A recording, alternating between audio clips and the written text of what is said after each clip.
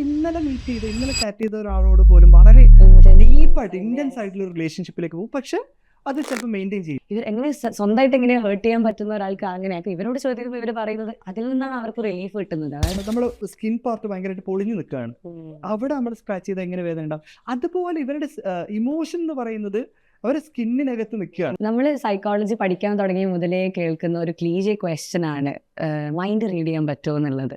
സാറിന് എന്താ തോന്നുന്നത്, ശരിക്കും നമുക്ക് അങ്ങനെ സൈക്കോളജിസ്റ്റ് ആയി കഴിഞ്ഞാൽ മൈൻഡ് റീഡ് ചെയ്യാൻ പറ്റുമോ?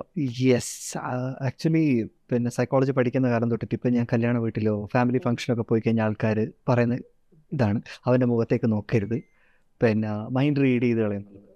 പക്ഷേ മൈൻഡ് റീഡ് ചെയ്യാൻ പറ്റുമെന്ന് ചോദിച്ചു കഴിഞ്ഞാൽ എനിക്ക് ആദ്യം എന്ത് പറയണമെന്നറിയോ, സൈക്കോളജിയുടെ ഗോൾ എന്താണെന്ന് പറയാം. ശരിക്ക് സൈക്കോളജിയുടെ ഗോൾസ് അല്ലെങ്കിൽ ഒരു സൈക്കോളജിസ്റ്റിൻ്റെ ഗോൾ എന്താണെന്ന് ചോദിച്ചു കഴിഞ്ഞാൽ പിന്നെ ഒരു ബിഹേവിയർ അനലൈസ് ചെയ്യുക, അത് ഡിസ്ക്രൈബ് ചെയ്യുക, പ്രിഡിക്റ്റ് ചെയ്യുക, പ്രിവെൻറ്റ് ചെയ്യുക. അതിനകത്ത് ഈ ഒരാളുടെ ഒരു ബിഹേവിയർ എന്തുകൊണ്ട് ഉണ്ടാകുന്നു എന്നുള്ള സാധനം അത് നമ്മൾ അനലൈസ് ചെയ്യും, ഡിസ്ക്രൈബ് ചെയ്യുകയൊക്കെ ചെയ്തതിന് ശേഷം ഞാൻ പറഞ്ഞൊരു വാക്കുണ്ട് പ്രിഡിക്ഷൻ എന്ന് പറയുന്നത്.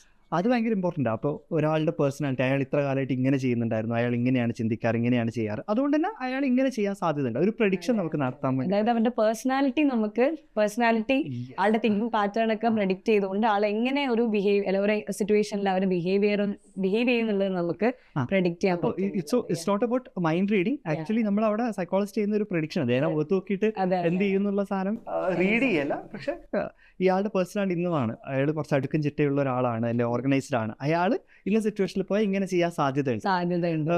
അയാൾ കുറച്ച് ഇമ്പൾസീവായിട്ട് ചെയ്തുകൊണ്ടിരുന്നൊരു ഹിസ്റ്ററി അയാൾക്കുണ്ട്. സ്വാഭാവികമായിട്ട് അയാൾക്ക് ചിലപ്പോൾ റിസ്ക് ടേക്കിംഗ് ആയിട്ടുള്ള ബിഹേവിയർ അല്ലെങ്കിൽ ഡ്രഗ് യൂസ് ഹിസ്റ്ററി ഉണ്ടാവാനുള്ള സാധ്യതയൊക്കെ ഉണ്ട്. അപ്പോൾ നമുക്ക് ചില കാര്യങ്ങൾ പ്രെഡിക്റ്റ് ചെയ്യാനാണ് പറ്റുക എന്നുള്ള സാധനമാണ്. ഈ പേഴ്സണാലിറ്റി തന്നെ നമ്മൾ പറയുമ്പം കുറേ പേഴ്സണാലിറ്റി ടൈപ്സ് ഉണ്ടല്ലോ. അപ്പം നമ്മൾ തന്നെ 3 ക്ലസ്റ്റർ ആയിട്ട് പേഴ്സണാലിറ്റി ഡിവൈഡ് ചെയ്യും, A, B, C. അതിൽ തന്നെ നമ്മളിപ്പോൾ ക്ലിനിക്കൽ സെറ്റിങ്ങിൽ നോക്കുകയാണെങ്കിൽ ഏറ്റവും കൂടുതലായിട്ട് വരുന്ന ഒരു പേഴ്സണാലിറ്റി ടൈപ്സ് അല്ലെങ്കിൽ പേഴ്സണാലിറ്റി ക്ലസ്റ്റർ എന്ന് പറയുന്നത് B ആണ്. നമ്മുടെ border line personality, narcissistic personality disorder, ഇന്ന് ഏറ്റവും കൂടുതൽ ഡിസ്കസ് ചെയ്യുന്നതും. അതുപോലെ തന്നെ ഹിസ്ട്രിയോണിക് പേഴ്സണാലിറ്റി ഡിസോർഡറും.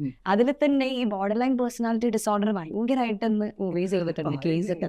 ഞാൻ കുറേ ആയിട്ട് ഡിസ്കസ് ചെയ്യണമെന്ന് വിചാരിച്ച ഒരു ടോപ്പിക്കാണ് ഈ borderline personality disorder. Because ഇപ്പോൾ പറഞ്ഞ പോലെ ക്ലസ്റ്റർ എയും ക്ലസ്റ്റർ ബിയും ക്ലസ്റ്റർ സിയും ഉണ്ട്. നമ്മൾ പേഴ്സണാലിറ്റീസ് ഡിസ്കസ് ചെയ്യുമ്പോൾ അതിൽ പക്ഷെ ഒരു ക്ലിനിക്കൽ സെറ്റിങ്ങിലേക്കോ അല്ലെങ്കിൽ ഒരു ട്രീറ്റ്മെന്റിലേക്കോ അല്ലെങ്കിൽ സൊസൈറ്റിയിലേക്കൊക്കെ ഡിസ്കഷനിൽ വരുന്നത് പലപ്പോഴും ഈ ക്ലസ്റ്റർ ബിക്കകത്ത് ബോർഡർ ലൈൻ പേഴ്സണാലിറ്റി ഡെഫിനറ്റ്ലി കൂടുതലായിട്ട് വരുന്നുണ്ട്.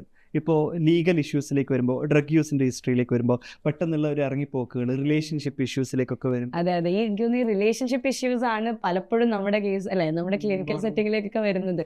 കാരണം അപ്പാരന്റ്ലി ഒരു ബോർഡർ ലൈൻ പേഴ്സണാലിറ്റി ഡിസോർഡറിനെ നമുക്ക് കാണാം, ആളുടെ പേഴ്സണാലിറ്റിക്ക് ഇങ്ങനെ ഒരു പ്രശ്നമുണ്ട് എന്ന് നമുക്ക് മനസ്സിലാകുന്ന അവരുടെ റിലേഷൻഷിപ്പിലുള്ള അവരുടെ ബിഹേവിയർ. അതുപോലെ തന്നെ പിന്നെ നമ്മൾ കാണുന്നതാണ് അല്ലെ സെൽഫ് ഹാമിങ് എന്ന് പറയുന്നത്. ഇപ്പോൾ നേരത്തെ പറഞ്ഞ പോലെ ബോർഡർ ലൈൻ പേഴ്സണാലിറ്റീനെ പറ്റി നമ്മൾ പറയുമ്പോഴേ ഇപ്പോൾ എന്തുകൊണ്ട് ഇത് ഇത്ര കൂടുന്നു, അത് കാരണങ്ങളൊക്കെ ഡിസ്കസ് ചെയ്യുന്നതിന് മുമ്പേ നമ്മൾ അതിൻ്റെ ഒരു പ്രിവലൻസ് സാധനങ്ങളൊക്കെ നോക്കിക്കഴിഞ്ഞ് കഴിഞ്ഞാൽ ഒരു ഹോസ്പിറ്റലിൽ ഒരു സൈക്കോളജിസ്റ്റിനോട് ഒരു സൈക്കാട്രിസ്റ്റിനോടൊക്കെ ചോദിച്ചു കഴിഞ്ഞാൽ അവിടെ വരുന്ന ഒരു 10 മുതൽ 30% പേഷ്യൻസ് അല്ലെ ക്ലയൻസും ഈ ബോർഡർ ലൈൻ ട്രേറ്റ്സ് ഉള്ളവരാണ്, ബോർഡർ ലൈൻ സിംറ്റംസ്. ഹന്നൊക്കെ ആലോചിച്ചാൽ മനസ്സിലാവും, നമ്മുടെ ഒരു ക്ലിനിക്കിലേക്ക് വരുന്ന ടീനേജേഴ്സ്, ഏർലി അഡൽട്ട്ഹുഡിന് പെൺകുട്ടികൾക്കാണ് കൂടുതൽ പെൺകുട്ടിയൊക്കെയാണ് സത്യം. അപ്പോൾ അതിൽ പിന്നെ പെർസെൻറ്റേജ് വെച്ച് നോക്കുമ്പോൾ ഇങ്ങനെയാണെങ്കിലും 10 to 30% ആണെങ്കിൽ ചിലപ്പോൾ എനിക്ക് തോന്നാറുണ്ട് അതിനേക്കാളും കൂടുതലായിട്ട് ട്രേറ്റ്സ് ഉള്ള ഗേൾസ് നമുക്ക് ചുറ്റുമുണ്ട്. പലപ്പോഴും ക്ലിനിക്കൽ സെറ്റിങ്ങിലേക്ക് വരുന്നില്ല എന്നുള്ളതാണ്. പക്ഷെ അതിന് വരാനുള്ള ഒരു കാരണം ഇതാണ്, relationship issues, self harm issues, anchor out, പെട്ടെന്നുള്ള പൊട്ടിത്തെറിച്ച് സംസാരിക്കുക എന്ന് പറയുന്ന സാധനങ്ങൾ, ഇത് കൂടിക്കൂടി വരുന്നുണ്ട്, അത് ക്ലിനിക്കൽ സെറ്റിങ്ങിലേക്ക് വരുന്നുണ്ട് എന്നുള്ളതാണ്. അതെ, ഈ സെൽഫ് ഹാമിങ്ങിനെ നമ്മൾ പറയുകയാണെങ്കിൽ അപ്പാരന്റ്ലി പുറമെ നോക്കുന്ന ഒരാൾക്ക് എന്താണ് ഇവർ എങ്ങനെ സ്വന്തമായിട്ട് എങ്ങനെ ഹേർട്ട് ചെയ്യാൻ പറ്റുന്ന ഒരാൾക്ക് അങ്ങനെയാക്കും. ഇവരോട് ചോദിക്കുമ്പോൾ ഇവർ പറയുന്നത് അതിൽ നിന്നാണ് അവർക്ക് റിലീഫ് കിട്ടുന്നത്. അതായത് സ്ട്രെസ് ഹാൻഡിൽ ചെയ്യാൻ പറ്റാതെ ഒരു പോയിന്റിലേക്ക് എത്തുമ്പോൾ ഫിസിക്കലി അവർ ഹേർട്ട് ചെയ്തുകൊണ്ട് ആ ഫിസിക്കൽ പെയിൻ വെച്ച് അവർ ഇമോഷണൽ പെയിനെ കോമ്പൻസേറ്റ് ചെയ്യാന്നാണ് പലപ്പോഴും ഈ ക്ലയൻസ് പറയുന്ന ഒരു കാര്യം. ഇതിന് ഒരു സിംറ്റം അല്ലേ നമ്മുടെ ഈ സെൽഫ് ഹാം എന്ന് പറയുന്നത്. സ്വാഭാവികമായിട്ട് അവരെന്തിനാണ് സെൽഫ് ഹാം ചെയ്യുന്നത്? ചിലപ്പോൾ പലപ്പോഴും കൈയുടെ മേലെ കൂടെ ചിലപ്പോൾ തല മുടി പിടിച്ച് വലിക്കുന്നത്, കൈയിടിക്കുന്നത്, ഇതൊക്കെ ആയിട്ടാണ് സെൽഫ് ഹാം ആയിട്ട്. പക്ഷെ സെൽഫ് ഹാം മാത്രമല്ലല്ലോ ബോർഡർ ലൈൻ്റെ ശരിക്കും പറഞ്ഞു കഴിഞ്ഞാൽ അവരനുഭവിക്കുന്ന കുറച്ച് അവസ്ഥകളുണ്ട്. നമ്മളത് സിംറ്റംസ് ആയിട്ട് തന്നെ ഡിസ്കസ് ചെയ്യുന്നുണ്ട്. പെട്ടെന്നുള്ള ആങ്കർ ഔട്ട് ബേസ്റ്റുകൾ, നമ്മൾ പലപ്പോഴായിട്ട് പറയുന്നത് ചെറിയൊരു ഇഷ്ടക്കേടുകൾ മതി, ചെറിയൊരു ട്രിഗർ മതി, പെട്ടെന്ന് പൊട്ടിത്തെറിച്ച് പോകാന്ന് പറയുന്ന സാധനം. റിലേഷൻഷിപ്പിനകത്തുള്ള അൺസ്റ്റബിലിറ്റീസ്, അത് ഇന്നലെ ചാറ്റ് ചെയ്ത ഒരാളോട് പോലും വളരെ ഡീപ്പായിട്ട് ഇന്റൻസ് ആയിട്ടുള്ള റിലേഷൻഷിപ്പിലേക്ക് പോകും, പക്ഷെ അത് ചിലപ്പോൾ മെയിൻറ്റെയിൻ ചെയ്യില്ല, വേഗം കട്ട് ഓഫ് ചെയ്ത് ചിലപ്പോൾ അപ്പുറത്തുള്ള ആൾ വിചാരിക്കും എന്നോട് ഇന്നലെ നല്ല ഡീപ്പായിട്ട് ചാറ്റ് ചെയ്ത ഒരാളാണ്, പെട്ടെന്ന് എവിടെ പോയി എന്നുള്ള സാധനം. ചെറിയ കാര്യങ്ങൾ തന്നെ വേഗം അപ്സെറ്റ് ആയി മതി, ഈ റിലേഷൻഷിപ്പ് എൻഡ് ചെയ്ത് റിലേഷൻഷിപ്പ് ഇഷ്യൂസ് മാത്രമല്ലാതെ ക്രോണിക് ഫീലിംഗ് ഓഫ് എംപ്റ്റിനെസ് അവരനുഭവിക്കുന്ന ഒരു അവസ്ഥ ഉണ്ട്. അപ്പോൾ നമ്മൾ പുറമേ നിന്നുള്ളവർ കാണുന്നവർ ഈ ആങ്കർ ഔട്ട് ബേസ്റ്റും പിന്നെ ഈ സെൽഫാമും അല്ലാതെ ഒരു border line personality disorder trait ഉള്ള ഒരാൾ അനുഭവിക്കുന്നത് ഞാൻ പലപ്പോഴും വിചാരിച്ചിട്ടുണ്ട്. മനുഷ്യന്മാർക്ക് ചിന്തകളില്ലാതിരിക്കുക, എംപ്റ്റി ആവുന്ന ഒരു അവസ്ഥ. ക്ലൈൻറ്റ്സ് പറയും, നമ്മൾ അവരോട് ചിന്തകൾ ചോദിക്കുമ്പോൾ അന്നേരം എന്ത് ഫീൽ ചെയ്യുന്നത്, ഭയങ്കര എംപ്റ്റി ആയിട്ടാണ് ഫീൽ ചെയ്യുന്നത്. പിന്നെ ഇവർ പറയുന്ന ഒരു സാധനമാണ് ഈ റിലേഷൻഷിപ്പ് ഇഷ്യൂസ്. നമ്മൾ ഫിയർ ഓഫ് അബാൻഡൻമെന്റ്, ആൾക്കാർ എന്നെ വിട്ടുപോകുന്നുള്ള പേടി. അത് പലപ്പോഴും അതിനു വേണ്ടിയിട്ട് ഇവർ കാണിക്കുന്ന ഒരു മുറുക്കിപ്പിടുത്തമുണ്ട്. അപ്പോൾ വിളിച്ചുകൊണ്ടേയിരിക്കുക, എടുത്തിട്ടില്ലെങ്കിൽ വിളിച്ചുകൊണ്ടേയിരിക്കുക.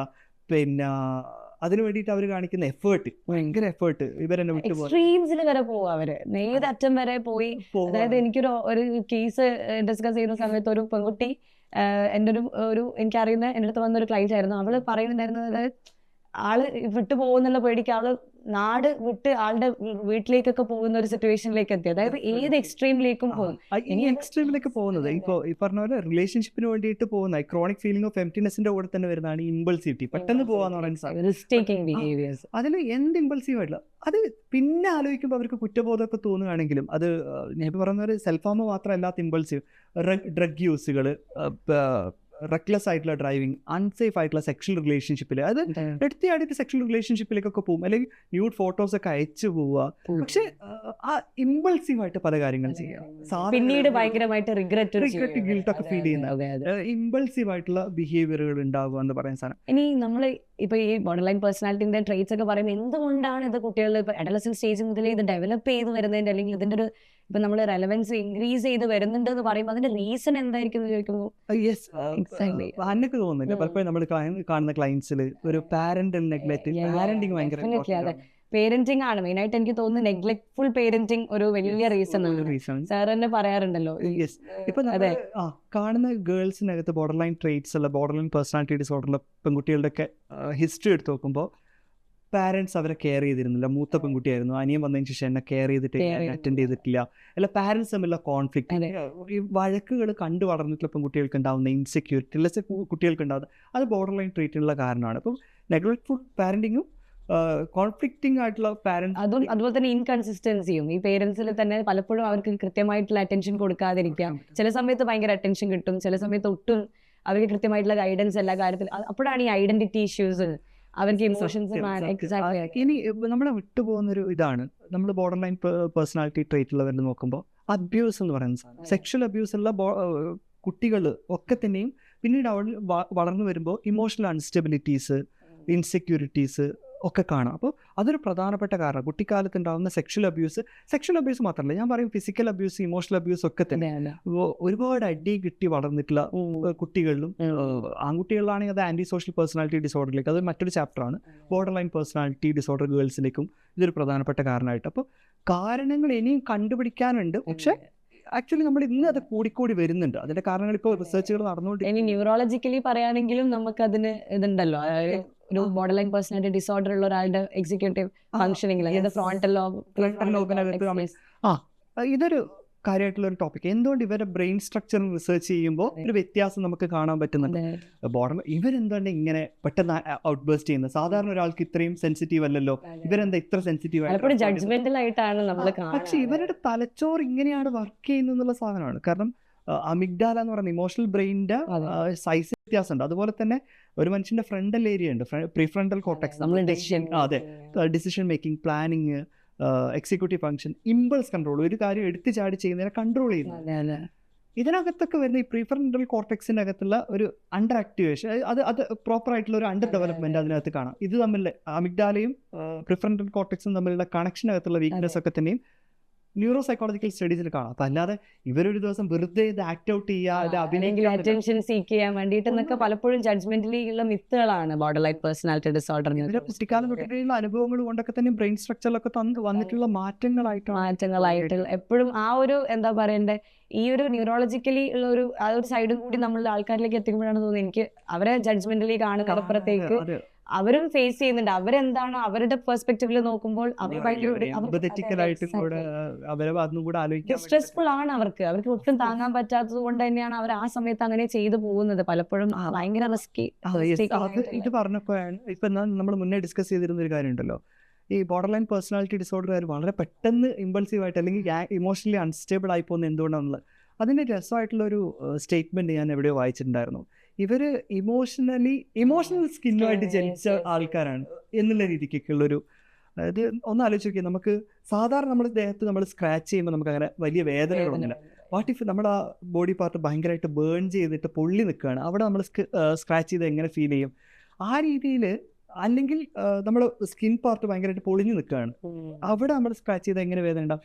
അതുപോലെ ഇവരുടെ ഇമോഷൻ എന്ന് പറയുന്നത് അവരുടെ സ്കിന്നിനകത്ത് നിൽക്കുകയാണ്. ചെറിയൊരു ട്രിഗർ മതി, ബോഡി പോലും അറൗസ്ഡ് ആവും. അതുകൊണ്ട് നമ്മൾ പലപ്പോഴും അവരെ മാനേജ് ചെയ്യാൻ വേണ്ടി നമ്മൾ തണുത്ത വെള്ളത്തോട് പോയിട്ട് മുഖം കഴുകുക, ടെമ്പറേച്ചർ ഒന്ന് ഡൗൺ ആക്കാൻ പോലും നെർവസ് സിസ്റ്റം പോലും ഒരു ഫൈറ്റ് ഓർ ഫ്ലൈറ്റ് മോഡിലേക്ക് പോകുന്നതാണല്ലോ പറയാം. തെറാപ്പി ആസ്പെക്റ്റിലേക്കൊക്കെ വരുമ്പോൾ നമ്മളത് ഡിസ്കസ് ചെയ്യേണ്ട ഒരു പോയിന്റ് ആണ്. ഇപ്പോൾ ഈ ബോർഡർ ലൈൻ പേഴ്സണാലിറ്റി ഒക്കെ പറയുമ്പോൾ ഇതിന്റെ തെറാപ്പി എന്താ, ഇതിനെന്താ ട്രീറ്റ്മെന്റ്, നമ്മളിത് ഡിസ്കസ് ചെയ്യുമ്പോൾ സ്വാഭാവികമായിട്ട് ആൾക്കാരെ മനസ്സിലേക്ക് വരുന്നതാണ്. അപ്പൊ ഇത് മാറില്ലേ, എപ്പോഴും ഉണ്ടാവും കാലാകാലം, അതൊക്കെ ഒരു മിത്താണ്. പിന്നെ ഇവർക്ക് കല്യാണം കഴിക്കാൻ പറ്റില്ലേ, അപ്പൊ ഫാമിലി ലൈഫ് കൊണ്ടുപോകാൻ പറ്റില്ലേ എന്നുള്ളതൊക്കെ ഒരു ക്വസ്റ്റ്യൻ ആയിട്ട് വരുന്ന ഒരു ഇതാണ്. എപ്പോഴും അവർ കൺസേൺ ആയിട്ട് പറയും അപ്പൊ എനിക്ക് എപ്പോഴും കാലാകാലം ഇങ്ങനെ ഉണ്ടാവും. പെട്ടെന്ന് തെറപ്പിയുടെ പലപ്പോഴും പാരന്റ്സ് കൗൺസിലിങ്ങിന് വരുന്നത് ഇങ്ങനെ പോയാൽ മാരിറ്റൽ ലൈഫിൽ എന്താവും എന്നൊക്കെയുള്ള. പക്ഷെ ഞാൻ കണ്ടിട്ടുണ്ട് നല്ലപോലെ അണ്ടർസ്റ്റാൻഡിങ് ആയിട്ട് പോകുന്ന കപ്പിൾസ് ബോർഡർ ലൈൻ ട്രീറ്റ്സ് ഉണ്ടായിരിക്കുകയും, പക്ഷെ അതൊക്കെ ഒരു തെറ്റിദ്ധാരണകളാണെന്ന് മാത്രമേ പറയാൻ പറ്റൂ. ഇത് നമ്മൾ നേരത്തെ പറഞ്ഞ പോലെ തണുത്ത വെള്ളം കൊണ്ട് മുഖം കഴുകുക എന്നൊക്കെ പറയുന്നതിലേക്ക് വരുമ്പോൾ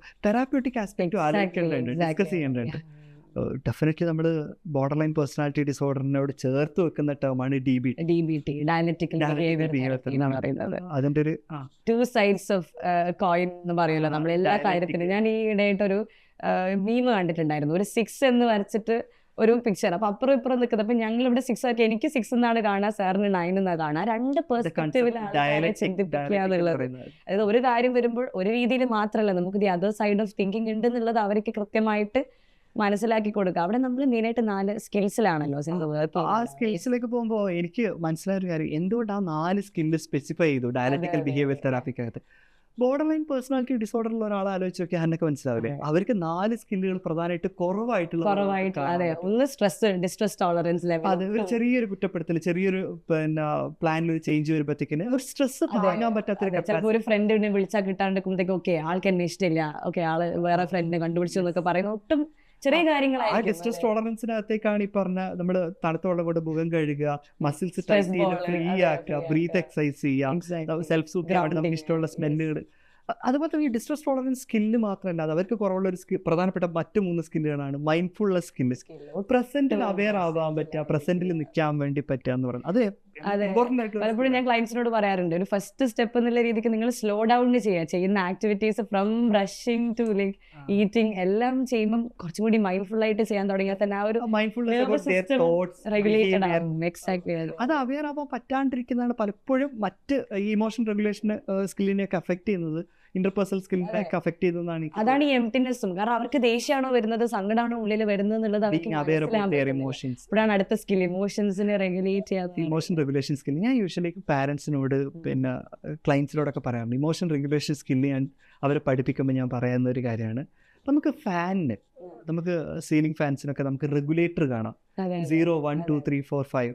എന്തിനാണ് 0 കഴിഞ്ഞ് 1, 2, 3, 4 ഒക്കെ, നേരെ 0 കഴിഞ്ഞാൽ 5 പോരെ.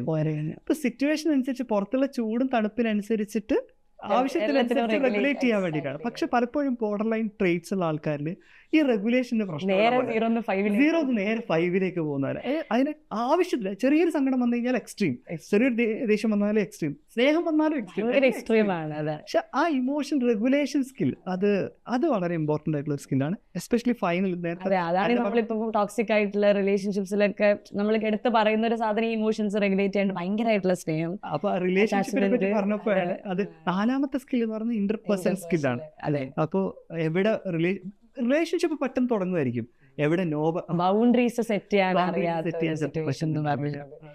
എവിടെ ഭയങ്കരമായിട്ട് പീപ്പിൾ പ്ലീസിങ്, അതായത് അവരെ സേവ് ചെയ്യാൻ വേണ്ടി, ആ റിലേഷൻഷിപ്പ് സേവ് ചെയ്യാൻ വേണ്ടി ഏത് അറ്റം വരെ പോകും, നമുക്ക് കംഫർട്ടബിൾ അല്ലാത്ത കാര്യം പോലും നമ്മൾ ചെയ്യാം. അതെ, പക്ഷെ ഒരു കാര്യം വെച്ചാൽ മതി, ഇത് പുറമേ ഉള്ള സർക്കിളിലുള്ള ആൾക്കാർ നോക്കുമ്പോൾ ഭയങ്കര അടിപൊളിയാണ്, ഇവർക്ക് സ്പീസറാണ്, എല്ലാം ചെയ്യുന്നുണ്ടല്ലോ.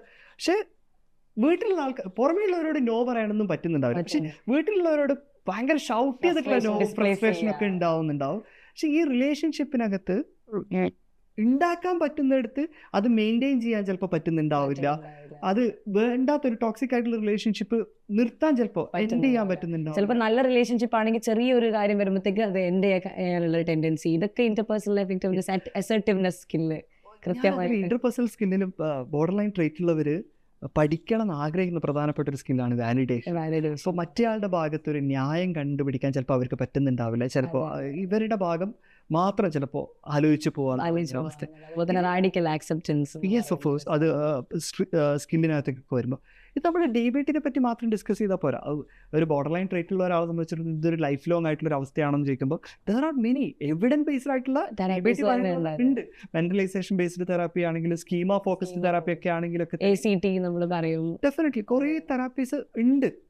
അപ്പോൾ പക്ഷേ ഇതൊക്കെ കുറേയൊക്കെ ലോങ് ടേം ആണ്. എന്ന് പറഞ്ഞു കഴിഞ്ഞാൽ നമ്മുടെ ഒരു പേഴ്സണാലിറ്റി ഡിസോർഡർ കംപ്ലീറ്റ്ലി പെട്ടെന്ന് ക്യൂർ ചെയ്യാൻ പറ്റുന്ന ഒരു കാര്യം, മാനേജ് ചെയ്യാനൊക്കെ പറ്റുന്നതാണ്. ആദ്യം അവർക്ക് തന്നെ ഇൻസൈറ്റ് ഉണ്ടാക്കി കൊടുക്കുക, ഈ ഒരു പേഴ്സണാലിറ്റി ട്രെയിറ്റ്സ് കാരണമാണ് പലപ്പോഴും ഇങ്ങനെയൊക്കെ ബിഹേവ് ചെയ്ത് പോകുന്നത് എന്നുള്ളത് നമുക്ക് മനസ്സിലാക്കി കൊടുക്കാം. അപ്പോൾ ഇപ്പോൾ നമ്മൾ തെറാപ്പിനെ പറ്റി മാത്രം ചിലപ്പോൾ ഡിസ്കസ് ചെയ്താൽ പോരാ. അതെ, ഫാമിലി സപ്പോർട്ടും നമ്മൾ ഈ ക്ലയൻസിന്റെ കൂടെ ഉണ്ടാകുന്ന ഫാമിലിക്ക്, ഇപ്പോൾ കുട്ടികളാണെങ്കിൽ അവരുടെ പേരൻസിനെ നമ്മൾ പറഞ്ഞു കൊടുക്കേണ്ട കുറച്ച് കാര്യങ്ങളുണ്ടല്ലോ.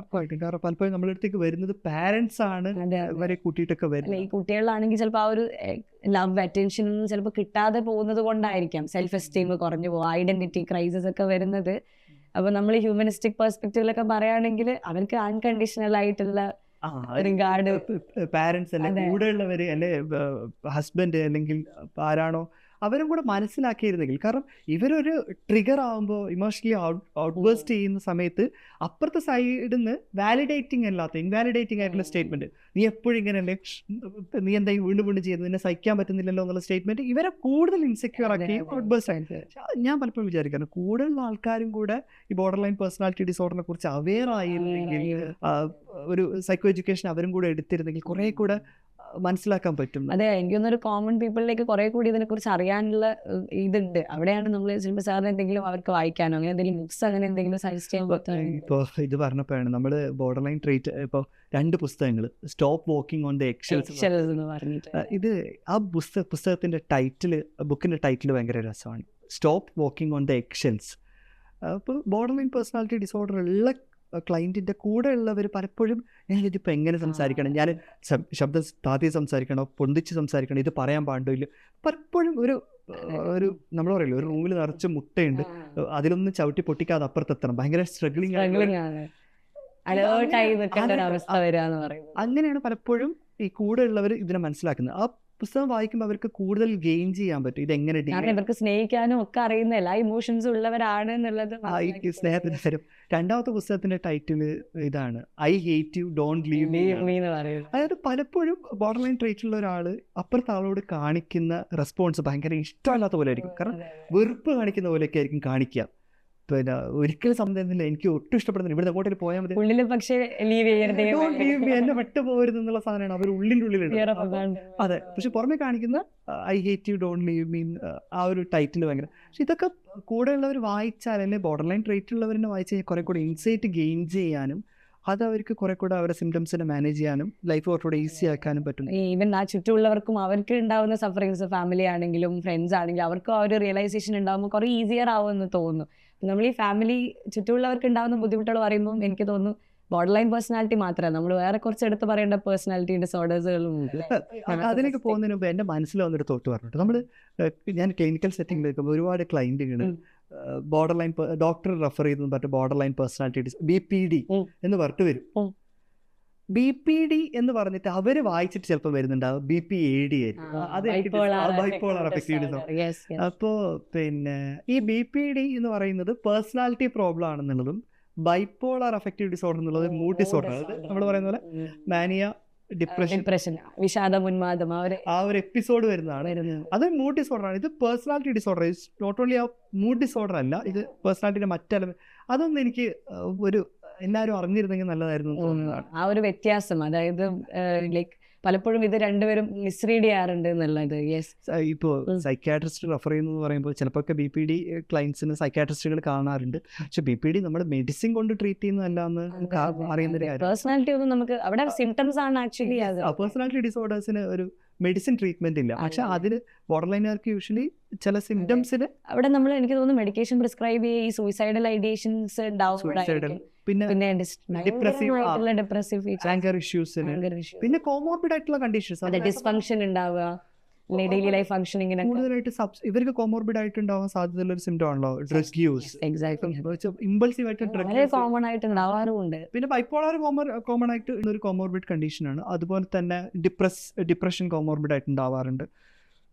ഇതിനൊക്കെ എന്ത് ചെയ്യാം, സൈക്യാട്രിസ്റ്റ് മെഡിക്കേഷൻ ആ ഒരു സിംറ്റംസിനെ മാനേജ് ചെയ്യുക, ഒരു ഇനീഷ്യൽ സ്റ്റേജിൽ സ്റ്റേബിൾ ആക്കിയിട്ട് എന്നിട്ട് അതിൻ്റെ കൂടെ തെറപ്പി കൂടി കൃത്യമായിട്ട് അവർക്ക് ആ ഒരു സൈക്കോ എഡ്യൂക്കേഷനും അതിനങ്ങോട്ടേക്കുള്ള തെറപ്പി വർക്കാവും എന്ന് നമുക്ക് വർക്കായിട്ടുണ്ടല്ലോ. അതുപോലെ തന്നെ പിന്നെ ഞാൻ പറഞ്ഞ പോലെ ഈ മറ്റുള്ള പേഴ്സണാലിറ്റി ഡിസോർഡേഴ്സ്, നമ്മുടെ പാരനോയിഡ് പേഴ്സണാലിറ്റി ഡിസോർഡർ ആണെങ്കിലും അതുപോലെ തന്നെ മറ്റുള്ളവരെയും അവർക്കും ഡിസ്ട്രസ്ഡ് ചുറ്റുള്ളവർക്കും ഹിസ്ട്രിയോണിക് പേഴ്സണാലിറ്റി, എല്ലാ പേഴ്സണാലിറ്റിനെ കുറിച്ചിട്ടും ഡിസ്കസ് ചെയ്യുന്നുണ്ട്. പേഴ്സണാലിറ്റി ഡിസോർഡേഴ്സിനെ കുറിച്ച് ഡിസ്കസ് ചെയ്യേണ്ടതുണ്ട്. കാരണം ക്ലസ്റ്റർ എയിലേക്ക് വരുമ്പോൾ പാരനോയിഡ് പേഴ്സണാലിറ്റി അത് നമ്മുടെ ക്ലിനിക്കൽ സെറ്റിംഗിലേക്ക് വരുന്നതാണ്, എല്ലാത്തിനും ഒരു സംശയം. അതുപോലെ തന്നെ ക്ലസ്റ്റർ സിയിലേക്ക് വരുമ്പോൾ